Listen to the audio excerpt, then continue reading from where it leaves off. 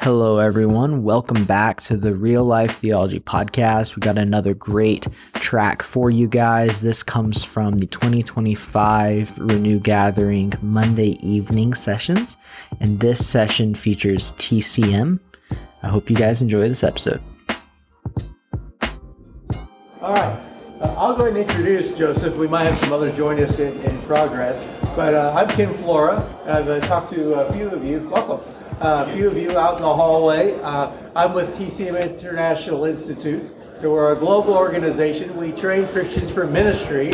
I don't want to steal Joseph's thunder, but you can stop by our booth out there in the lobby area and get some information, some reports about TCM and all that's going on. But Joseph is going to just scratch the surface a little bit today. I want to start by introducing him. He's a dear friend and a wonderful colleague, just an incredible man of God.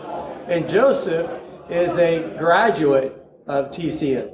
And so Joseph comes to us from Hungary, is his home country. He wears a lot of hats, as we say in the U.S.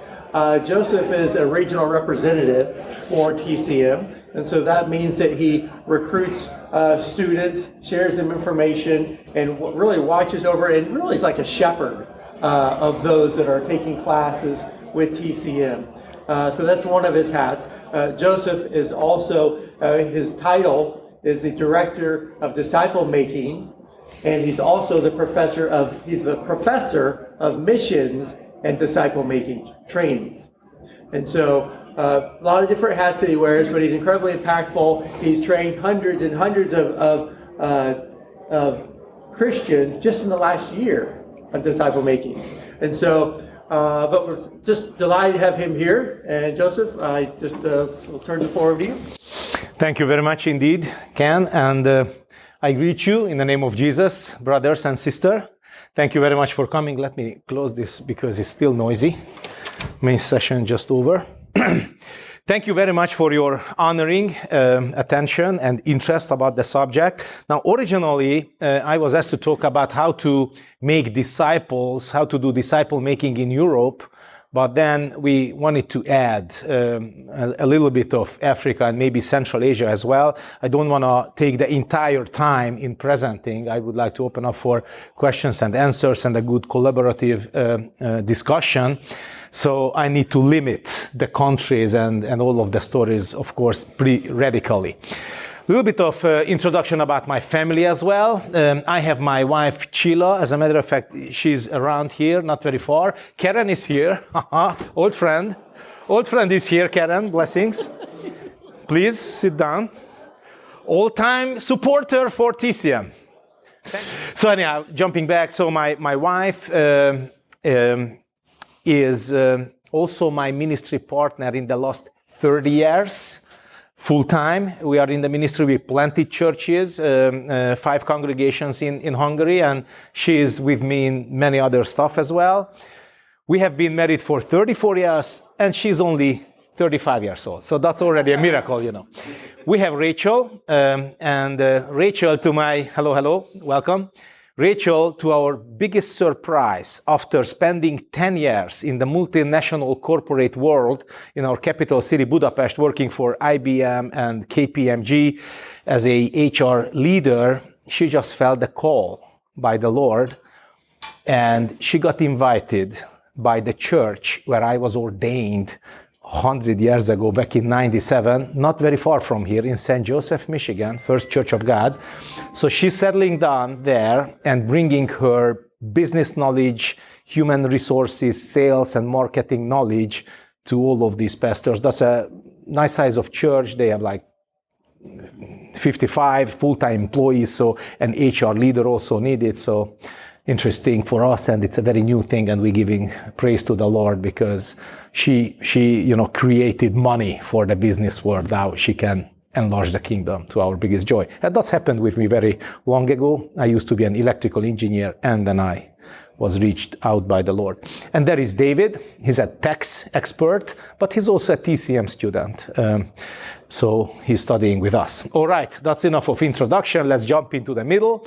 So when we talk about how to make disciples in Europe and around the world, first of all, I would like to explain our mission, which is developing mature, faithful and prayerful disciple makers in every nation. That's our mission, and that's what we try to do. Hey, Ken, meanwhile, I'm asking you to take some pictures because Simba wants some pictures of this session, so you know that. Okay, thank you very much. So that's the mission ahead of us. This is all what we do. There are so many connected things, but if I would say what is the overarching purpose to do what we do, what we would like to reach, is this. This is our mission: developing mature, faithful, and prayerful, not only disciples, but disciple makers as well in every nation. In this process, we use a methodology where we equip local, indigenous, potential leaders and the ones who are already leaders in their communities.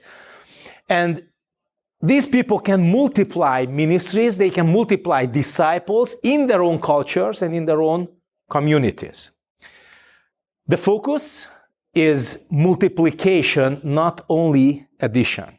That's very important for us. So many times people asking me that, hey, what is special about your disciple-making trainings? My colleague and leader, Ken, already explained it to you that I'm also serving as Director of Disciple-Making Trainings Global. So not only on the academic field, because we provide certificate, we provide Master of Arts, we provide Master of Divinity degrees if it's needed, but in many areas we work with just about anybody from the churches. Simple church people, Christians who are not pursuing to have an academic degree or something, youth groups, and just about anybody, to help them to do what? Not making disciples, but making disciple makers. Because that's the secret of extending the kingdom, not just putting additions, but see multiplication. Now, how we try to do that? We have formal education programs. We offer MA so Master of Arts in Practical Theology. Also Master of Divinity. We have certificate programs as well. More and more, we try to provide micro-credentialed, and lots of co-curricular trainings as well. We have a European base. We call it the Haus Edelweiss. It's in Austria. It's a beautiful place, and there are the European trainings. Anybody can travel there. Also, we do it in country, in several countries, like in Estonia. Our beloved brothers are here from Estonia, or like my country, etc. We provide trainings, workshops, seminars as well, and especially, what I mentioned, this is what I know about a whole lot, disciple-making trainings, because that's what I do. In Central Asia, Africa, Europe, and here in the United States of America. I just had 2 full-day trainings in the last some weekends around Indianapolis and then in Michigan. We also try to form strategic partnerships. What does it mean, strategic? With these churches, seminaries, unions, church unions, and different kind of ministries in Europe, and then not only in Europe. Again, that was my original subject, to talk about Europe. And the model empower existing pastors and lay leaders to disciple others inside their own churches. And this information really belongs to the history of TCM, because originally these 3 letters were standing for Toronto Christian Mission. But, the founders and the first leaders of this organization got invited to Moscow, Russia, also to Bucharest, Romania, and then other Eastern European cities behind the Iron Curtain. They looked around, they felt the touch of the Holy Spirit, and they said, okay, let's do something else, because we have kind of enough evangelical presence in North America. Let's help the people here. And started as a benevolence and smuggling Bibles in, and then finally these Americans and Canadians asked us, what is the best help for you? What do you want from us? How can we help you? And the strongest answer was that, please educate us. Now, we have had very well-equipped leaders and pastors, but very much on the area of theory. Excellent Hebrew, Greek, Latin, exegesis, everything. But our leaders during the communism didn't know how to reach out for people. So missions, in some countries it was already forbidden to teach missions, disciple making, how to reach out, how to do youth work, children's work. It was totally forbidden. You could teach church history. You could teach Hebrew, Greek, These are important, but basically it didn't hurt the communist system by itself. So these pastors and elders and just about anybody who got connected somehow to TCM, they said, we need practical trainings because you Americans, Canadians, you know how to do that. You have mission-minded churches, missional churches, so we need that. We needed that. And then, by the years, we got accredited, first indirectly, then directly. So we are having, for example, here in the United States of America, the highest level of accreditation, which equals to any state university from the Higher Learning Commission of United States of America. So highly, on the highest level accredited. So we have the formal, but we have the informal as well, just empowering people and pouring into their lives so they can do, they can serve in their own communities. And in Africa, I would add something that we have very, very defining mission partnerships. We are collaborating together with African-led movements like MOHI, Missions of Hope International. We are training their people, and there are other parts of this cooperation as well. We are working directly together with Shodanke Johnson, who spoke during one of the main sessions, so you got to hear him, and church planters and many, many others. When we move to Central Asia, now it's very important for us to have contextualized trainings over there. In many of those countries, Christianity is either semi-illegal or totally illegal. So there are countries which cannot be mentioned, and I won't mention those countries' names. I had these experiences that we had so it's a university level, master's level teaching in a classroom where we were sitting on the floor. All of the shades are closed, all of the windows are closed, and we started with a hymn, but we were whispering it. Oh, how great you are, Jesus. Something like that. So the neighbors won't report us. And even the host, who's our graduate, he started to prepare this 1 week training like 2 months before, just buying a little bit more grain, a little bit more of everything, so nobody's attention on that thing. And then, we got in to that room, closed shades, everything. All of the students, including myself, you never go out for a week. You stay inside. You eat what's there, and, you walk in the room. This is how they are prepared. So that's a different cup of tea. These are the so-called Stan countries. What I can mention is like Kyrgyzstan. I can even mention Uzbekistan and some other countries I shouldn't. And the focus is always on sustainable, low-profile multiplication through small group discipleship or one-on-one or small group when there is a mentor and then 3 disciples kind of thing, because of the restrictions. So just a few pictures, short stories, and then I would open up for discussions. I start with my own country because that's the most important, of course. Just some pictures. On this picture, you can see Dr. Tony Twist, our global president. He's teaching only one subject because that's on his heart, although he has 2 PhD doctorates. I can mention because he's somewhere outside, so doesn't hear me. He wouldn't like these things being mentioned. He's teaching the theological basis and practice of prayer. And I would like just mention one fact. The exam is prayer for how long? Can you tell me, Rando, how long was the exam prayer for you, for example? Can you remember? Because there were, the 10-day... Yeah? Tony's course as an audit. Okay, as an audit, okay. For credit, but I prayed. Okay. It was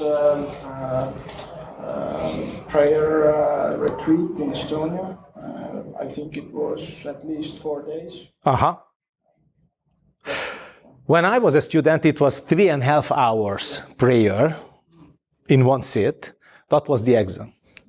And then Tony would ask that, okay, raise your hand if you were able to stay 100% in the Lord's presence in the entire time. So it's nobody's hands up. 95%, maybe one person would say that, I tried. 90% of that, and then you grade yourself. So prayer is very important for us. It's a central part for the preparatory phase and just about during the entire thing. This picture, funny moment, it was just taken I think 4 or 5 weeks ago, right before my trip to the States, is Dr. Rick Justice teaching servant leadership for this class. These are Hungarian pastors, church planters, youth leaders, some children's ministers. Let me see some,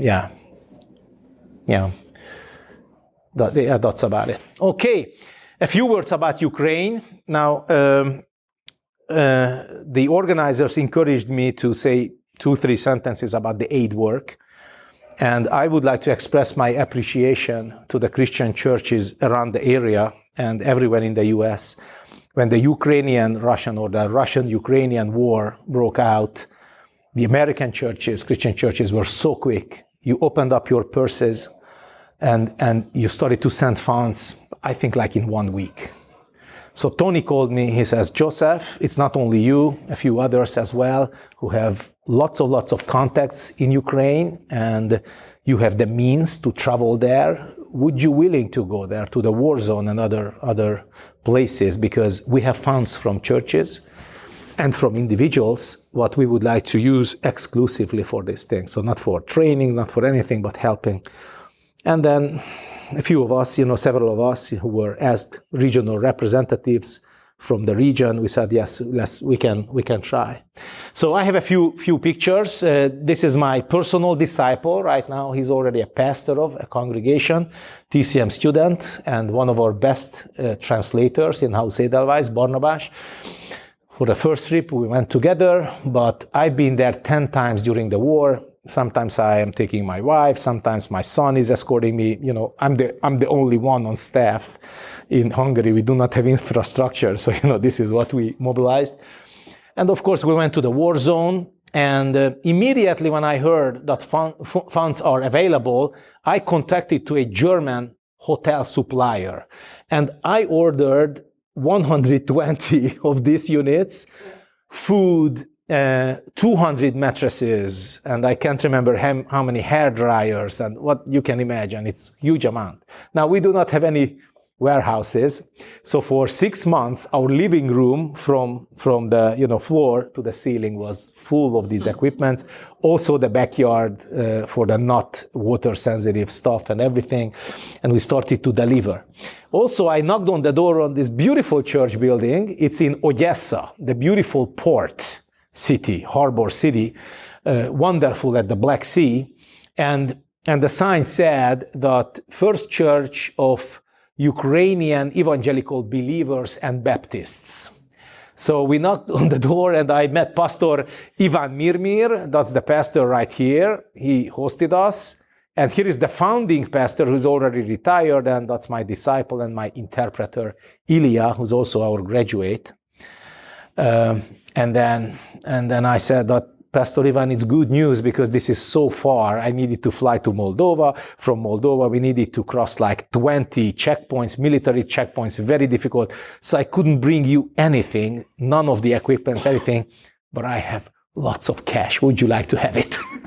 And he started to cry. He said, the Lord sent you. This church used to be a large church, 1,600 in attendance. It's double balcony, beautiful building. I think I have a picture of the balcony. No, I don't. Beautiful building, and then many escaped to West Europe. He said 400 remained, and all of the 9 pastors remained. We are still here. And we are helping the entire city with food supplies and everything. I said, how do you have the funds for that? He says, I cannot tell. It's the 400 people. We are serving the entire city. But we are running out, so thank you very much. And then we went to the military or army cemetery. The guard asked me, okay, visitors, which section you want? I said, what does it mean? He says, that's last week, that's 2 weeks ago, that's 3 weeks ago. I said, okay, let's go to the last week. And he says, okay, which one you want? Air Force, Navy? Oh my God. And you can never see the end of it. So we met, for example, this widow.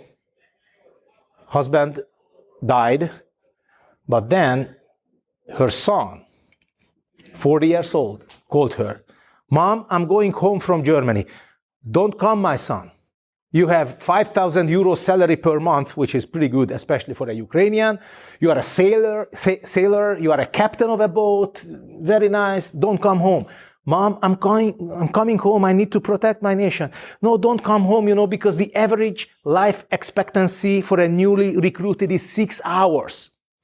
It used to be 1 day, but it's 6 hours. Now, you know these things because Estonians are also very active helping the Ukrainians. 6 hours. He says, I need to come, Mom. All of my former classmates, my neighbors, my friends, they are in the front line, or they used to be. They are already in the cemetery, so I'm coming home. Came home, got the boot camp training. First day he died. Now, it's a Navy cemetery. So all what she received back, it's a picture. So here you see just a nice picture of, I think, when he was graduating, and here's a recent picture. So a newly recruited guy has his picture taken, and that's it. Many times that's what you receive. So all what she could bury, it was the picture of the son, because the ship, the boat, was bombed, exploded, and sank. So nobody's. Pretty sad. So we prayed for her, helped her financially as well. So the time came, I said, Ivan, we need to go now. I need to return to my country. I'm a preaching pastor as well, so I have my church. We need to go home. He says, please come back, Joseph. I said, I would like to, but we are running out of funds for this purpose. Think about that. It's not criticism. I'm just mentioning something because I really appreciate how you helped. I'm just mentioning an observation. How media is leading the American church and the worldwide church. It's the same in my country. When the Israeli-Hamas war started, all of the funds stopped for Ukraine, like this. So I already told him, I have no more money. So I tried to come back on my own. I can buy a ticket. It's not a problem for me. I can fly to Moldova, and then again, I will find my way to come here by train or something. But I will not able to bring you probably anything because we don't have more. Says, Joseph, you did misunderstand me. I didn't want your money. Here is my questions. Don't forget me. Don't forget us. He said, don't forget us. Love us. Come back to us. And I said, okay, how can I help you if I come back? He says, now everybody is totally open, 100% open in the city. Now they don't see people flooding into the church. They don't see any growth yet. But everybody is open. So if you would to just walk to a stranger in a store or something, in the street, that, hey, sir, can I pray for you? Everyone would say, please, yes. And they can share the gospel. But they used to be he told me that, the pastor told me that we used to be a stable, big, prideful church. We never did this thing. So come back and lead a evangelistic disciple-making training. I said, all right, that's good. That's my sweet spot. I like to help financially, but that's not my call. I still do it because you are in need. But okay. He says, how many you need in order to come? I said, a class of 20 would be nice. If 30, I would be very happy. He says, okay. So I arrived. This is the same interpreter Ilya I work with. And this is what I did see. 500. I said, Pastor, you told me that your church is 400. He said, yeah, but a little more wanted to come. Full Friday afternoon, long Saturday from 9 till 7. This is what they wanted. I died there, just talking and through interpreter.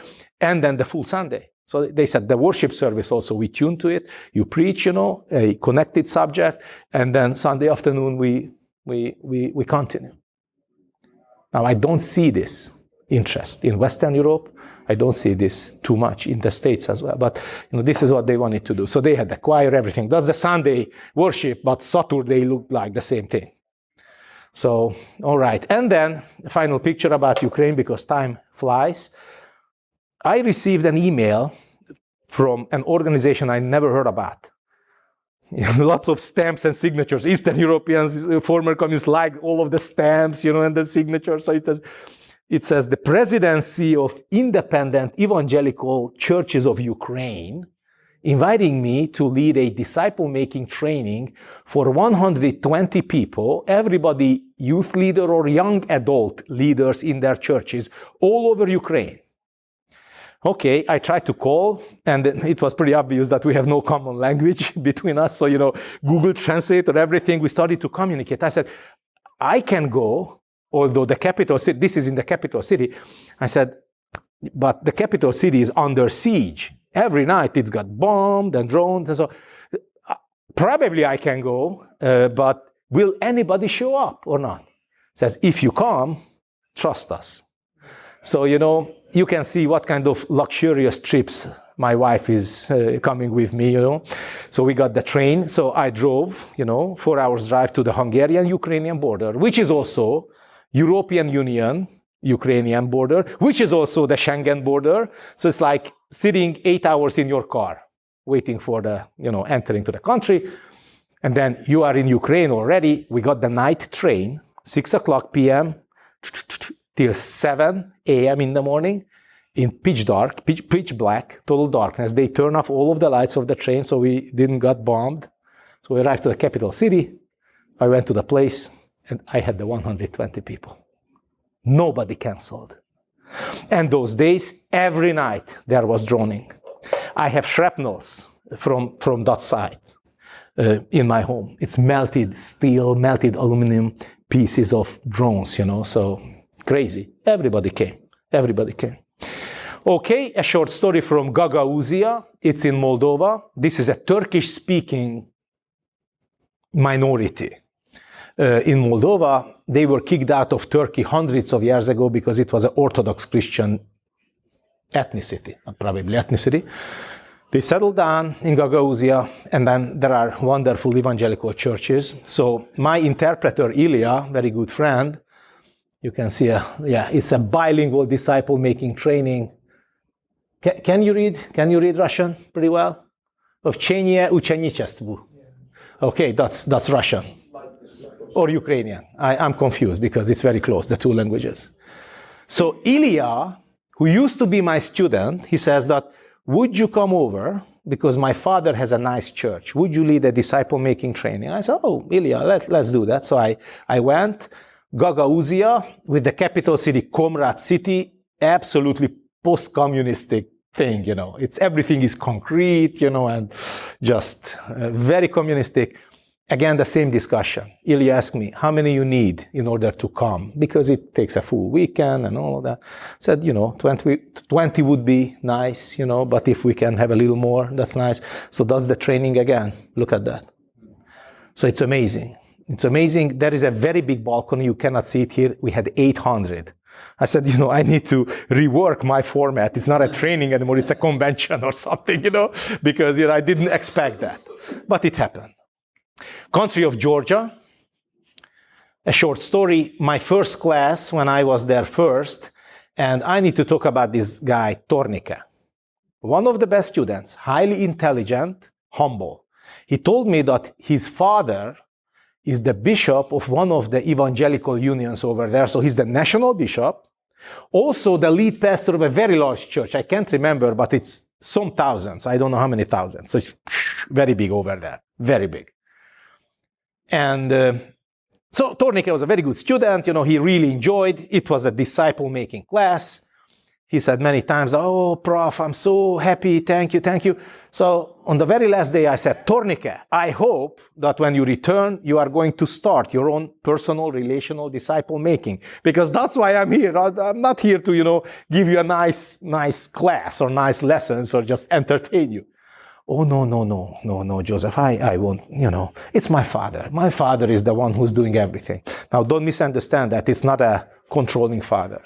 He's an empowering father, but still, he was raised up that my father is the national bishop, my father is the lead pastor, he's preaching, he's teaching, he's making disciples, and I'm receiving. I said, no, I encourage you. I cannot. Can I pray for you? Yeah, okay. So I prayed for him. The regional representative, Georgie from Georgia, he invited me back 1 year later. I went back, and don't misunderstand the picture.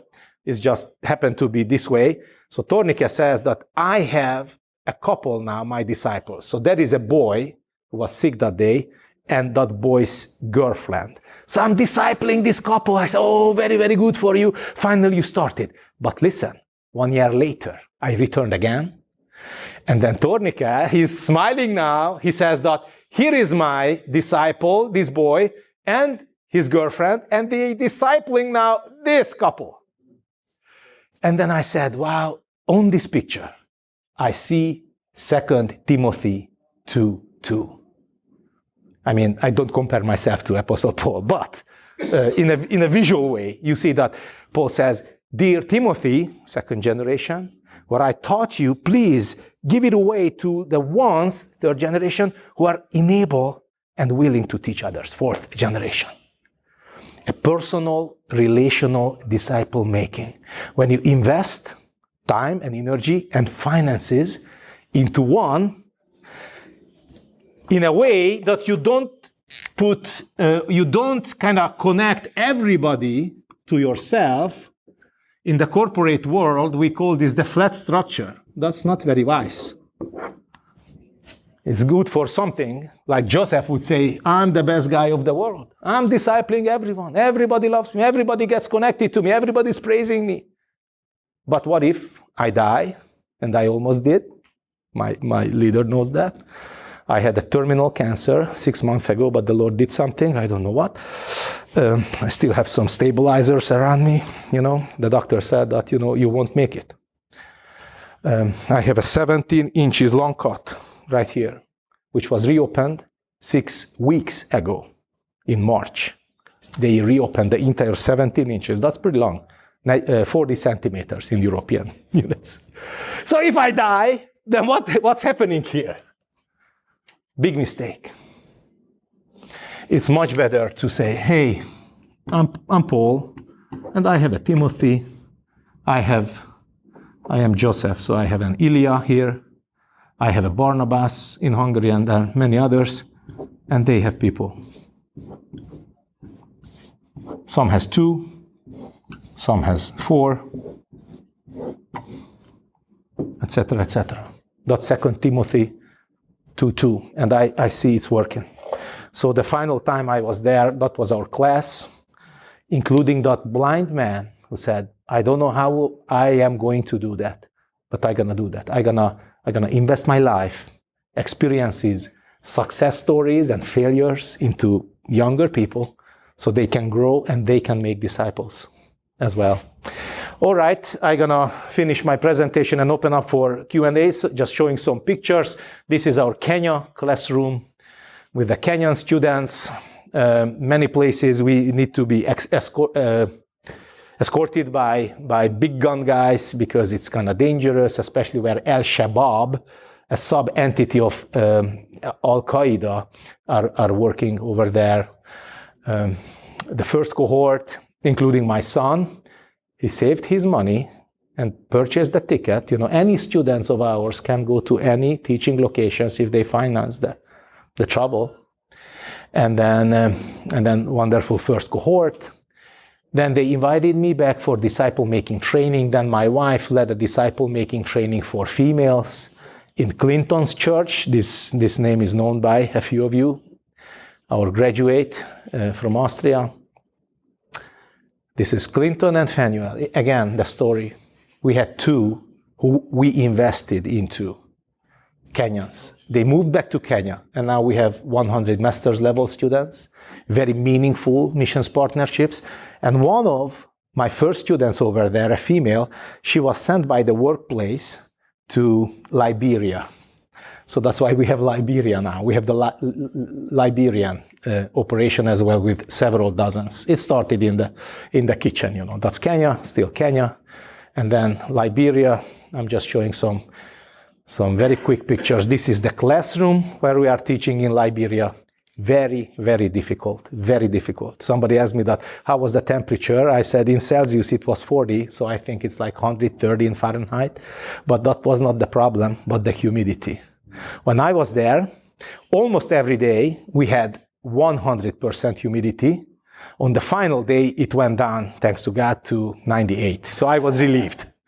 So no air conditioning, nothing. So during my sessions, they enjoyed the breaks, and I was walking to my room like this. Oh, I changed my shirts, and had the shower and everything. I did catch the malaria, though, which was very, very difficult 2 years ago. Very, very difficult. I was hospitalized with very, very, very severe symptoms already back in Hungary, because on the plane, it got developed when I returned. They have no toilets, not even the leaders. I said, so what do? You go behind your house. This is what everybody do. They go behind their house, they do the job, and the educated ones put some dirt on it. Oh, okay. I said, I'm the educated one, so I'm gonna do that. I'm gonna put some on it. So difficult. We go to churches there. We have one volunteer as well as one of our graduates from Indianapolis here. He's a firefighter here. He escorted me to these churches. And this is also the first cohort in Liberia. Okay, so I didn't print out brochures, but if you scan this code in with your phones, you have the entire presentation, the public version. So not all of the pictures, but the public pictures included. So let's try it. Don't tell me it's not working, because I figured it out that we can save paper and printing this way. You can see the entire PowerPoint. You can download it. You can view it. So you have it. What's there, it's public. The non-public pictures won't show up. Works, brother? Thank you. All right. And then I thank you very much for your honoring attention. Thank you guys for listening to this episode on the Real Life Theology Podcast. If you enjoyed this content, please comment, like, subscribe. We'd love to hear from you guys. We'll see you guys on the next episode.